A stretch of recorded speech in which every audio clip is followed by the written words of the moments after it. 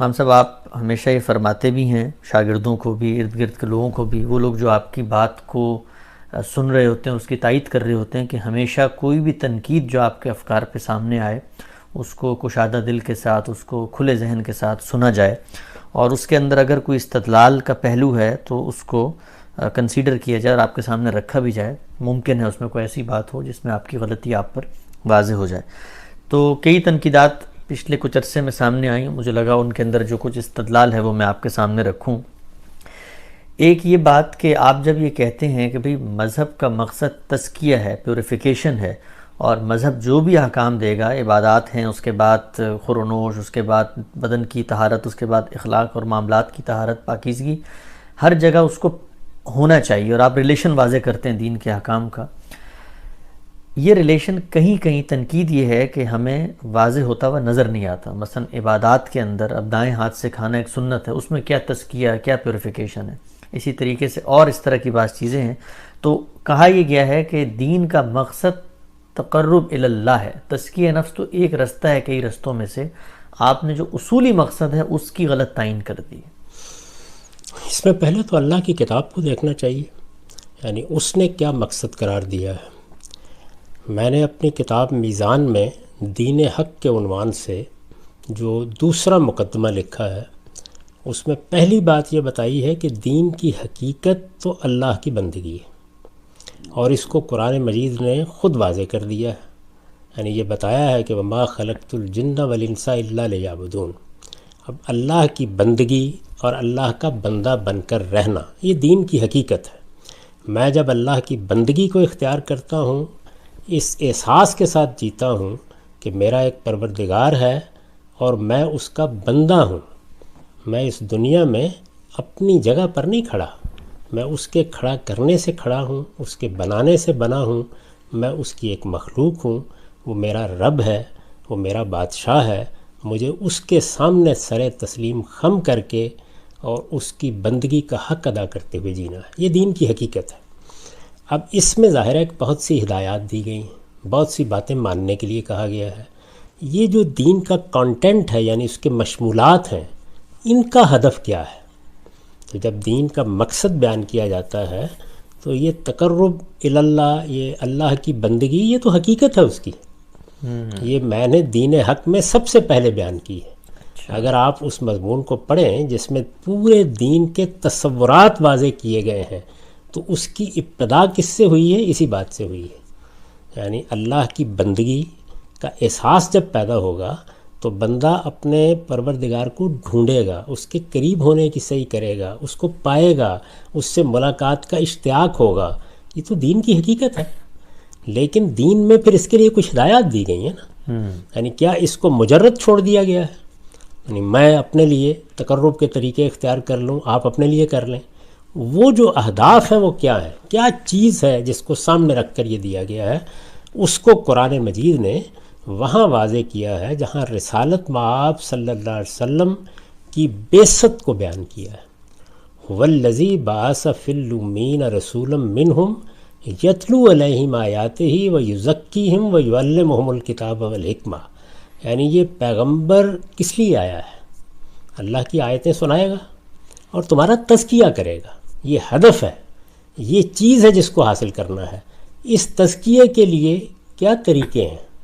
تو اس کو آگے بیان کیا ہے کہ تمہیں اللہ کی حکمت کی تعلیم دے گا، یعنی ایمان و اخلاق سکھائے گا، اور تمہیں اللہ کے قانون کی تعلیم دے گا، اللہ کی شریعت کی تعلیم دے گا۔ تو ایمان و اخلاق اور اللہ کی شریعت دونوں وہ چیزیں ہیں جن کو جب ہم اختیار کرتے ہیں تو کس ہدف کو سامنے رکھ کے اختیار کرتے ہیں؟ تزکیہ، پاکیزگی، پیوریفیکیشن۔ تو اب اس سے یہ معلوم ہوا کہ دینی احکام کی جب آپ حکمت سمجھنا چاہتے ہیں یا ان کا ہدف سمجھنا چاہتے ہیں تو وہاں یہ ہوگا۔ یہی وجہ ہے کہ جس وقت قرآن مجید ایک لفظ میں یہ بتانا چاہتا ہے کہ قیامت میں فلاح کس بنیاد پر پاؤ گے، تو یہ تو نہیں کہتا کہ تقرب اللہ کی بنیاد پہ پاؤ گے۔ قد افلح من زکاہا، قد افلح من زکاہا وقد خاب من دساہا۔ جس نے اس نفس کو آلودہ کر لیا وہ وہاں برباد ہوا، اور جس نے اس کو پاکیزہ بنا لیا، من زکاہا، وہ وہاں فلاح پا گیا۔ قد افلح من تزکا، وہاں بھی یہی بیان کیا۔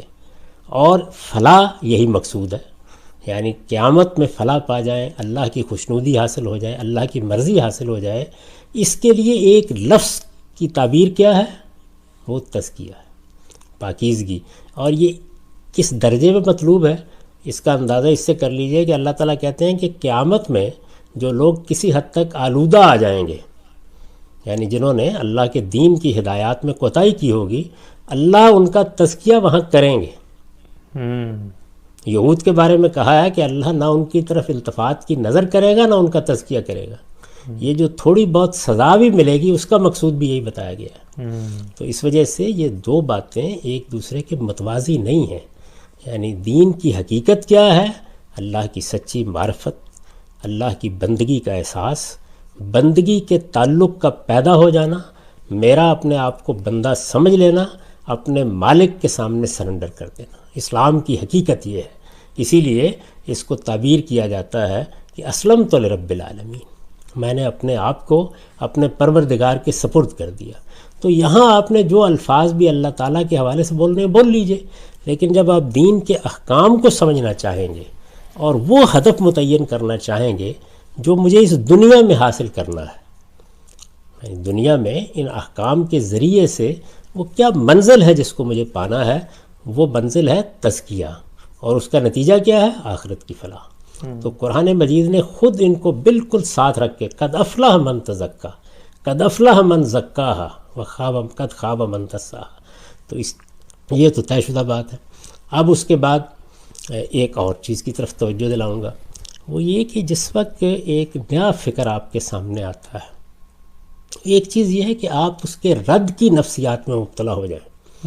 پھر دیکھیے آپ معلوم ہے کیا کرتے ہیں، پھر آپ یہ کرتے ہیں کہ اچھا جس چیز کی کہیں وضاحت نہیں ہوئی، جہاں پہ کوئی بات بظاہر ایسے الفاظ میں بیان ہو گئی ہے کہ آپ اس کو ریلیٹ نہیں کر سکے، آپ اس کو معرض اعتراض میں ڈالتے ہیں. جبکہ ایک سچا طالب علم جب یہ دیکھ لیتا ہے کہ بنیادی اسٹرکچر کیا ہے تو پھر اس کے بعد وہ خود جاننے کی کوشش کرتا ہے. تو اب میں نے یہ وضاحت کر دی کہ یہ بات اللہ نے بیان کی ہے، قرآن مجید میں بیان ہوئی ہے، اس کو میں نے اس طرح سمجھا ہے، اس کو بیان کر دیا ہے، تو میں اس کے لیے جواب دہ ہوں. ایک ایک چیز میں آپ کو بتاؤں گا کہ کیسے. پہلے تو یہ سمجھیے کہ تزکیہ کیا ہے. علم کا بھی ہوگا، عمل کا بھی ہوگا، اس لیے کہ دین حکمت بھی ہے اور دین قانون اور شریعت بھی ہے. تو علم کا تزکیہ، اس سے عقائد پیدا ہوں گے جتنے بھی ہیں، تمام جتنے عقائد ہیں وہ کیا ہیں؟ وہ اصل میں علم کا تزکیہ ہے. جس وقت میں فلسفہ پڑھتا ہوں، میں مالا کو دیکھتا ہوں، میں آبا کی باتیں سنتا ہوں، میں توہمات کو علم بناتا ہوں، میں سائنسی اکتشافات کے قیاسات پیدا کر لیتا ہوں، تو یہ کیا ہے؟ یہ اب میرا ذہن آلودہ ہوا ہے. جب اس کو پاکیزہ بنایا جائے گا تو ہر چیز ٹھیک جگہ بیٹھ جائے گی. تو پیغمبر پہلا کام کیا کرتے ہیں؟ وہ آ کے آپ کے عقائد کی تصحیح کرتے ہیں. یہ حقیقت میں علم کا تزکیہ ہے. یعنی میرے جاننے کے عمل کو آلودگی سے پاک کر دیا گیا ہے. اس کا جو نتیجہ ہوگا وہ یہ ہوگا کہ اللہ پر ایمان ہوگا، شرک کی ہر آلودگی سے پاک کر کے. اللہ کے پیغمبروں پر ایمان ہوگا، فرشتوں پر ایمان ہوگا، ان کے متعلق تمام غلط تصورات کی تردید کر کے.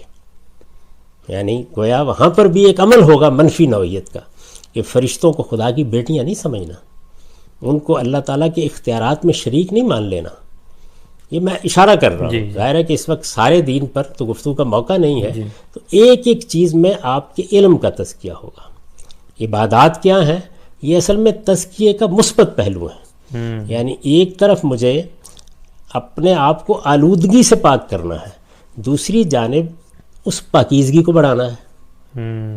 تو تزکیہ اصل میں اپنا ایک منفی پہلو رکھتا ہے کہ جھاڑ جھنکار دور کیے جائیں، آلودگی دور کی جائے، اور اپنا ایک مثبت پہلو رکھتا ہے، اور وہ یہ ہے کہ اب جو پاکیزگی پیدا ہوگی اس کو نشو و نما دی جائے.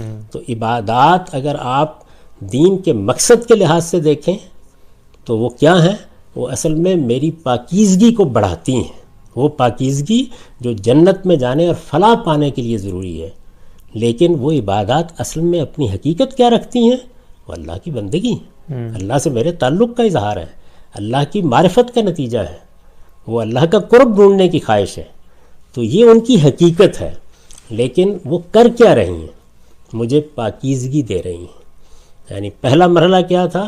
میرے عقائد کے جھاڑ جھنکار دور ہوں، اس کی آلودگی ختم ہو، میں بالکل ٹھیک تصورات پیدا کروں برتر حقائق کے بارے میں، اللہ تعالیٰ کے بارے میں، اس کے پیغمبروں کے بارے میں، اس کی کتابوں کے بارے میں، روز آخرت کی جزا کے بارے میں۔ میں نے تناسب کے تصورات دیکھے، روز جزا کو خود فلسفیانہ طور پر طے کرنے کی کوشش کی، معلوم نہیں کن بھول بھلیاں میں الجھا ہوا تھا۔ اللہ کی کتاب آئی، اللہ کا پیغمبر آیا اور اس نے میرے عقائد کو پاکیزہ بنا کے بالکل راستہ دے دیا۔ یہ سواء السبیل سامنے آ گئی، صراط مستقیم سامنے آ گئی۔ تو اب گویا جھاڑ جھنکار کے بغیر ایک واضح شارع میرے سامنے ہے علم کے معاملے میں۔ اس واضح شارع پر میں چلوں گا اللہ کی بندگی کرتے ہوئے۔ تو عبادات تزکیے کا مثبت پہلو ہے، اور باقی جتنی چیزیں ہیں وہ منفی طور پر عام طور پہ متعلق ہوتی ہیں۔ یعنی کچھ چیزیں مثبت ہوں گی جو میری پاکیزگی کو بڑھانے کا ذریعہ بنیں گی، کچھ چیزیں منفی ہوں گی جو آلودگی کو دور کرنے کا ذریعہ بنیں گی۔ پورے دین کے احکام ایک ایک جز میں اس کے ساتھ مربوط ہے۔ اب میں آپ کے سوال پر آتا ہوں، دائیں ہاتھ کا معاملہ۔ دائیں ہاتھ سے کھانا کھانا، اسی طرح سے السلام علیکم ورحمۃ اللہ کہنا، اسی طرح سے چھینک آ جائے، اس کو تشمیت کہتے ہیں، تو آپ کا الحمدللہ کہنا جواب میں یرحمک، یہ عبادات ہیں، یہ آداب کی عبادات ہیں۔ یعنی ایک عبادات وہ ہیں جو باقاعدہ ریچولز کے طور پر متعین کر دی گئی ہیں، جیسے نماز ہے، روزہ ہے۔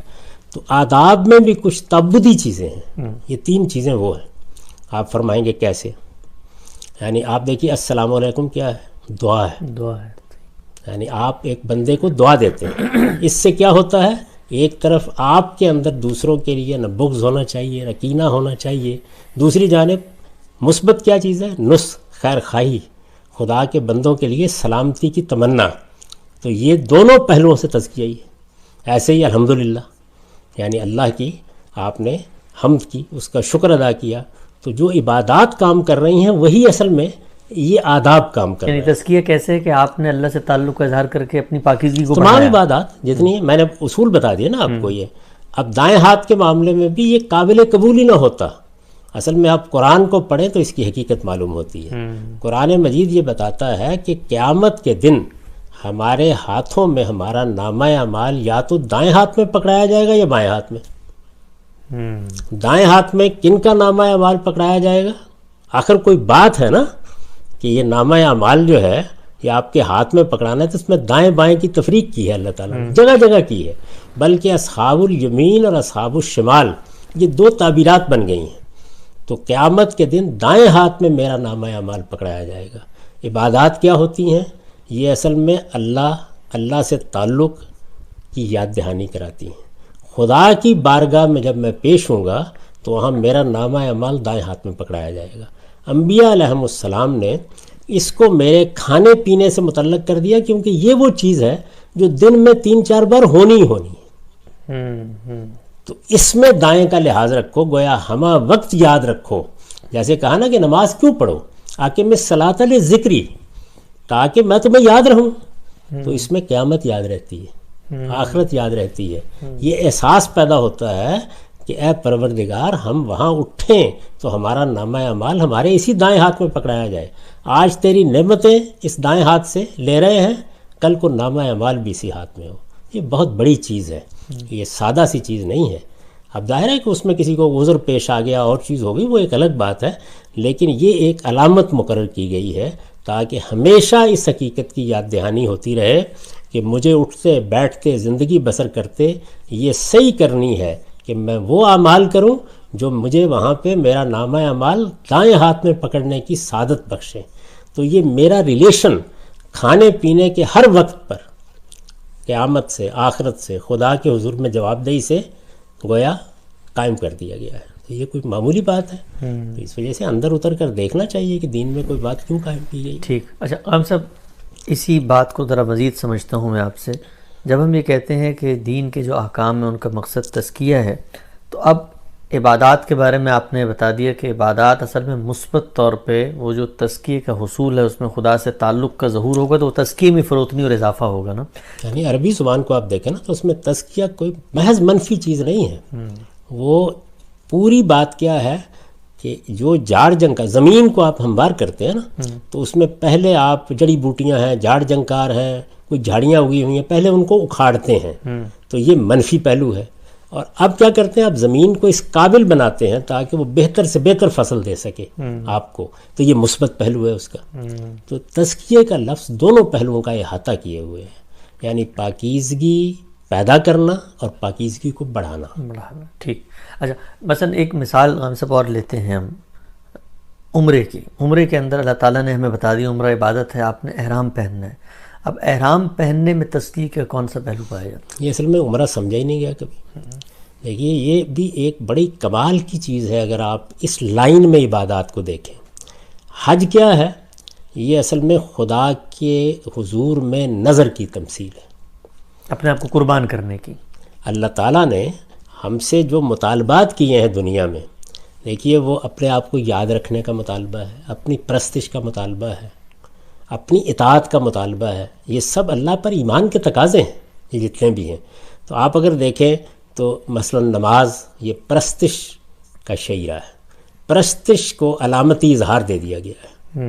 یعنی میں کسی برتر ہستی کے سامنے جب اپنے آپ کو ڈال دیتا ہوں تو ظاہر ہے پوجا پرستش یہ وجود میں آتی ہے. یہ رکوع سجود اس کی علامتیں ہیں. اس میں روزہ کیا ہے؟ اطاعت، یعنی خدا کے حکم پر میں مجسم اطاعت بن گیا.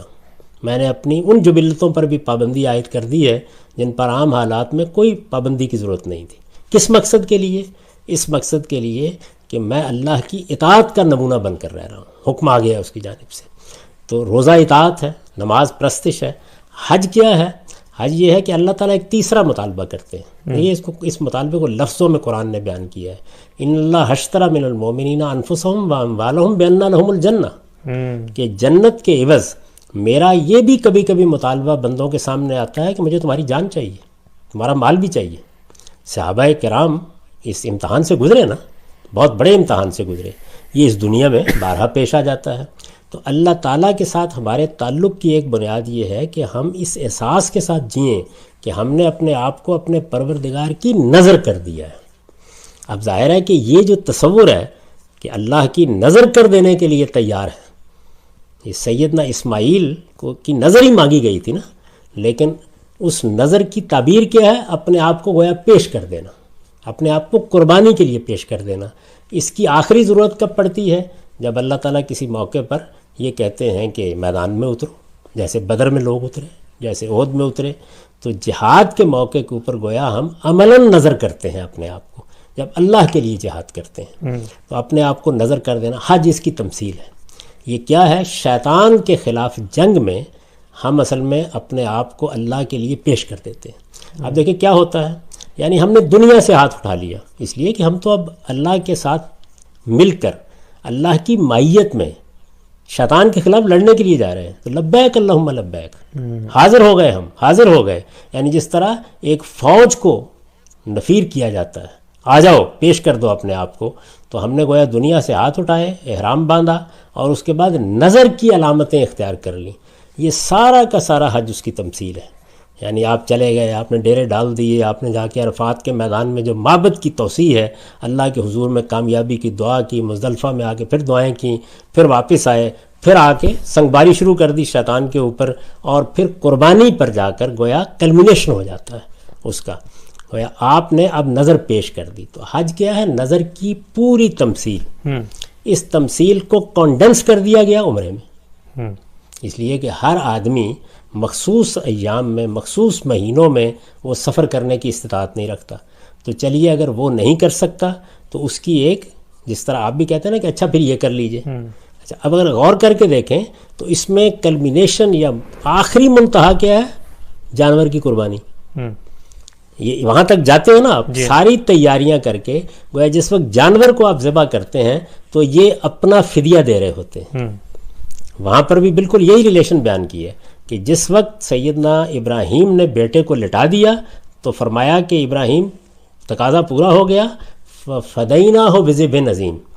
یعنی گویا اب گویا علامت کیا ہے؟ نظر کی علامت کیا چیز ہے؟ وہ ہے جانور کی قربانی.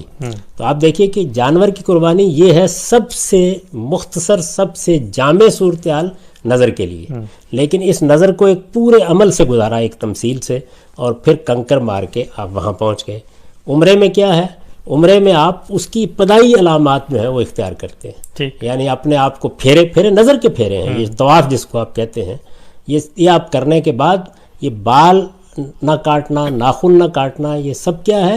یہ جو نظارت کے آداب تھے، یعنی گویا آپ نے اپنے آپ کو اللہ کے حضور پیش کر دیا۔ جب آپ میدان میں اترتے ہیں تو وہاں حجام لے کے نہیں بیٹھے ہوتے، تو اللہ کے حضور نظر پیش کرنے کے آداب یہ مقرر کر دیے کہ اس کے لیے بائبل کو پڑھنا چاہیے تاکہ معلوم ہو کہ نظر کیا چیز ہوتی ہے۔ تو نظر میں بال نہیں کاٹے جاتے، ناخن نہیں تراشے جاتے، خوشبوئیں نہیں لگائی جاتی، گویا آپ نے اپنے رب کے حضور اپنے آپ کو پیش کرتے۔ جب نظر پوری ہو جاتی ہے تو پھر بال کاٹے جاتے ہیں، پھر اس کے بعد ناخن تراشے جاتے ہیں، یہ سب کیا جاتا ہے۔ تو احرام میں یہ ساری نظر کی پابندیاں عائد کر کے، نظر کے پھیرے لے کر آپ میدان میں چلے گئے، آپ نے کنکر مارے، آپ نے یہ کیا۔ عمرے میں اس کو کنڈینس کر دیا گیا، یعنی ہر وقت ہو سکتا ہے، جب چاہیں چلے جائیں، بہت مختصر ہے، آدھ گھنٹے، پون گھنٹے، گھنٹے میں آپ فارغ ہو جاتے ہیں۔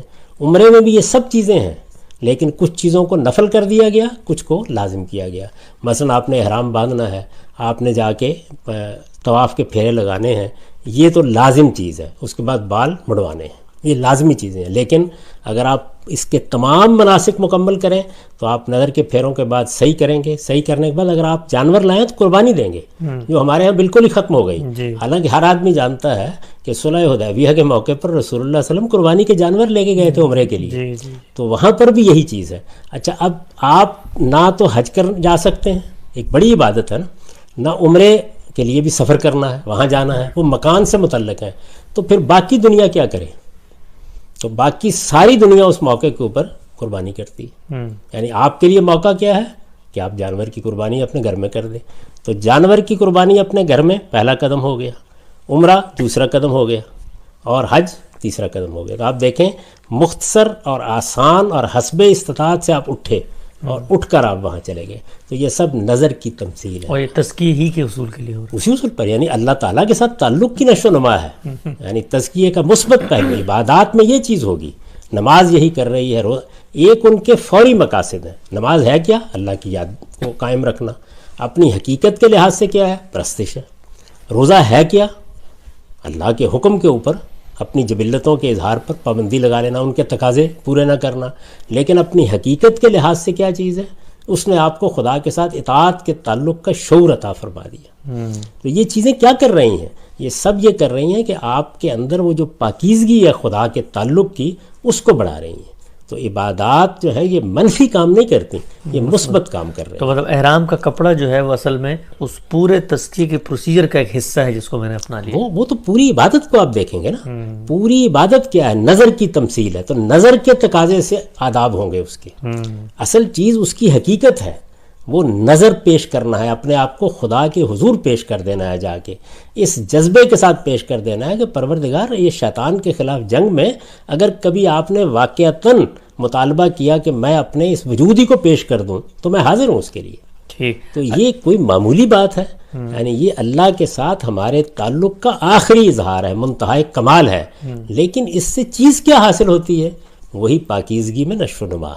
تو تزکیہ یہاں بھی موجود ہے۔ اس میں آپ دیکھیے ایک اور چیز ہے، وہ یہ ہے کہ یعنی آپ کو اللہ نے توفیق دی، آپ حج کے لیے گئے، آپ اس کی استطاعت نہیں رکھتے، آپ نے عمرہ کر لی ہے، اس کی استطاعت نہیں رکھتے تھے، آپ نے عید الاضحیٰ کی قربانی اپنے گھر میں کر دی۔ رسالت مآب صلی اللہ علیہ وسلم نے قربانی کے آداب میں یہ چیز بھی بتائی ہے، اور وہ وہیں سے لی ہے، یعنی جو عمرے کے اندر چیزیں موجود ہیں احرام کی حالت میں، تو آپ نے فرمایا کہ جو قربانی کرے وہ یہ کرے کہ یکم ذوالحج سے نہ بال کاٹے اور نہ ناخن تراشے، قربانی کے بعد کر لے۔ ایک شخص نے پوچھا آگے کہ میرے پاس تو قربانی، جانور کی قربانی کی استطاعت بھی نہیں ہے، تو میں کیا محروم ہی رہوں گا اس چیز سے؟ تو آپ نے فرمایا تم وہ پہلے کام کرو، تمام الاضحیہ، ہاں ہذا تمام الاضحیہ، یعنی تمہاری قربانی پوری ہو جائے گی۔ تو آپ اندازہ کریں کہ ایک غریب سے غریب آدمی بھی اللہ کی نظر کے اس عمل میں محض وہ 10 دن اپنے اوپر یہ پابندیاں لگا کے گزر گیا۔ دوسرے نے قربانی کی، تیسرے نے عمرہ کر لیا، چوتھے کو اللہ نے توفیق دی تو وہ حج جیسی سعادت حاصل کرنے میں کامیاب ہو گیا. تو جو چیزیں استطاعت سے متعلق ہوتی ہیں، ہر آدمی نہیں کر سکتا، ان کو کس خوبصورتی کے ساتھ پوری دنیا میں تقسیم کر دیا گیا ہے. تو یہ ایسی عبادت ہے جس طرح نماز ہے، جیسے روزہ ہے، جیسے دوسری عبادات ہیں. تمام عبادات اصل میں ہماری ایک طرف وہ اللہ کی عبادت کا آخری اظہار ہے، بندگی کا آخری اظہار ہے، قرب الہی کا آخری اظہار ہے، یہ ان کی حقیقت ہے. اور دوسری جانب وہ کر کیا رہی ہیں؟ وہ اصل میں میرے باطن کی پاکیزگی کو خدا کے تعلق کے ساتھ بڑھا رہی ہیں. ٹھیک. اچھا عام صاحب، اسی بات کو اگر یوں پیش کیا جائے کہ اللہ تعالیٰ یہ کہتے ہیں کہ وما خلقت الجن والانس الا لیعبدون. اب جب اللہ میاں نے کہہ دیا کہ بھئی میں نے اپنی اطاعت اور اپنی عبادت کے لیے لوگوں کو پیدا کیا ہے، تو اب اس کو یوں بیان کرنے میں کیا معنی ہے کہ ہم یہ کہیں کہ ٹھیک ہے، ممکن ہے اللہ کی جو ہدایت ہم تک پہنچی ہے، ممکن ہے اس میں کوئی تزکیے کا پہلو ہو، ممکن ہے کوئی پہلو نہ ہو، اور ممکن ہے کوئی پہلو ہو لیکن ہمیں سمجھ میں نہ آ رہا ہو، لیکن ہم اس پر عمل کریں.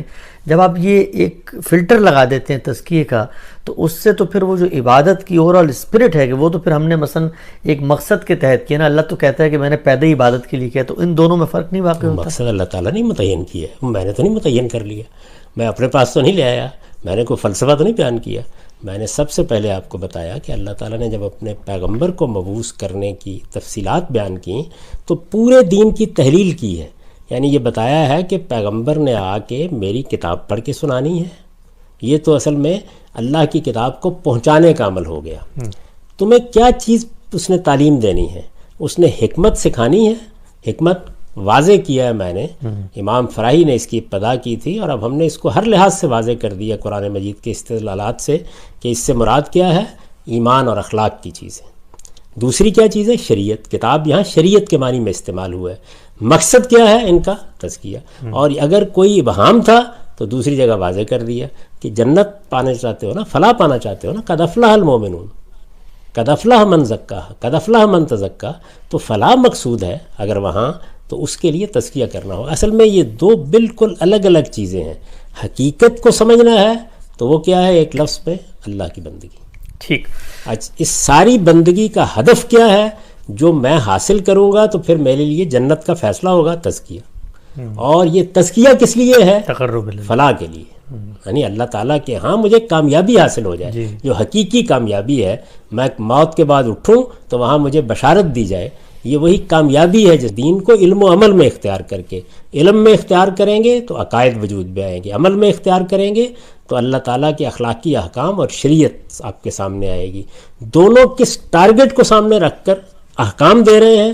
وہ تزکیہ ہے. باقی رہی یہ بات کہ کسی چیز کا ریلیشن آپ کی سمجھ میں نہیں آیا تو غور کرتے رہیے، لیکن یہ تو قرآن مجید کے نصوص پر مبنی ہے ساری بات. ٹھیک. اچھا خان صاحب، ہم نے پچھلے دنوں بڑی تفصیل سے بات کی تھی داڑھی کے حوالے سے، تو ایک پہلو یہ بھی سامنے آیا جو اسی بحث سے ریلیٹڈ ہے کہ مونچھیں تو آپ کی سمجھ میں آ گئیں اس لیے کہ آپ نے چونکہ ایک تزکیے کا جو فلٹر تھا اس سے وہ گزر گئیں. اب داڑھی بھی دین کی ایک عبادت ہے. آپ اس کو نماز کی طرح عبادت سمجھیں نا. اس میں ہو سکتا ہے رکھنے سے اللہ نے کہہ دیا داڑھی رکھو تو اب میں اس کی کہنے پہ رکھ رہا ہوں، اور اب جس طرح نماز اس کے کہنے پہ پڑھتا ہوں تو اس میں افزونی ہوگی تزکیہ. میں نے تو اس پہ سوال یہی اٹھایا کہ کہاں ہے. یعنی اگر آپ مجھ سے یہ کہیں گے کہ اللہ تعالیٰ نے قرآن مجید میں فلاں بات کہی ہے تو میں پہلے سمجھوں گا نا کیا بات کہی ہے. اللہ تعالیٰ نے قرآن میں یہ کہا ہے کہ جیسے ہی جمعہ پڑھ لو تو اس کے بعد جاؤ اور اللہ کا فضل تلاش کرو. تو میں غور کروں گا نا اس بات کے اوپر کہ یہ حکم ہے، یہ اجازت ہے، یہ اباحت ہے، کیا چیز ہے. یعنی کیا مجھ پر لازم ہو گیا ہے کہ میں جمعہ پڑھ کے گھر نہیں آ سکتا بلکہ مجھے جا کے دکان کھولنی ہے؟ تو بھائی یہ تو فہم ہے. یعنی یہاں صورتحال یہ نہیں ہے کہ اللہ کا حکم آ گیا ہے اور میں اس کی کوئی اور وجہ بیان کر رہا ہوں. پہلے اللہ کا حکم سمجھ میں تو ہے کہاں؟ تو اللہ کا حکم یہ قرآن میں تو ہے نہیں. میں نے عرض کر دیا کہ رسالت میں آپ صلی اللہ علیہ وسلم نے اس کو سنت کے طور پر بھی جاری نہیں کیا. اب کچھ روایات میرے سامنے آئی ہیں تو روایات کو میں نے کئی گھنٹے لگا کے سمجھایا ہے کہ وہاں ایک جامع بات کہی گئی ہے. ان تمام روایات میں یہ بتایا گیا ہے کہ کچھ بدعتیں پیدا ہو گئی ہیں، کچھ غلط رویے پیدا ہو گئے ہیں مشرکین میں، مجوس میں، اہل کتاب میں. کس معاملے میں؟ داڑھی مونچھ رکھنے کے معاملے میں. تو پیغمبر جو تکبر کو دور کرنا چاہتے ہیں، جو طہارت سکھانا چاہتے ہیں، ان دونوں مقاصد کو سامنے رکھ کر آپ نے بتایا داڑھی مونچھ ایسی ہونی چاہیے. تو یہ تو فہم کا معاملہ ہوا نا. تو آپ کے فہم مجھ سے اگر مختلف ہے تو بسم اللہ عمل کیجئے اس کے اوپر. لیکن میں فہم بیان کر رہا ہوں اپنا، اور یہ جیسے قرآن مجید میں بیان کروں گا بالکل اسی طریقے سے روایت میں بھی بیان کروں گا، ٹھیک، سنت میں بھی بیان کروں گا، ہر جگہ بیان کروں گا، فہم بیان کیا ہے۔ جو دوسری چیز جس کو قبول کیا گیا ہے وہ دین کے مقصد سے ریلیٹ کرتی ہے، اور پھر وہ صرف یہاں بیان نہیں ہوئی، وہ الگ سے بیان ہوئی ہے، وہ الگ سے ایک سنت کے طور پر جاری کی گئی ہے، اور اس کا ریلیشن بھی پوری طرح سمجھ میں آ جاتا ہے۔ تو اس لیے اس کو میں نے اس کی صحیح جگہ پہ رکھ دیا ہے، اس کو بھی صحیح جگہ پہ رکھ دیا ہے۔ یہ پلیسمنٹ ہے کہ آپ کیا سمجھ رہے تھے، حقیقت میں بات کیا کہی گئی تھی۔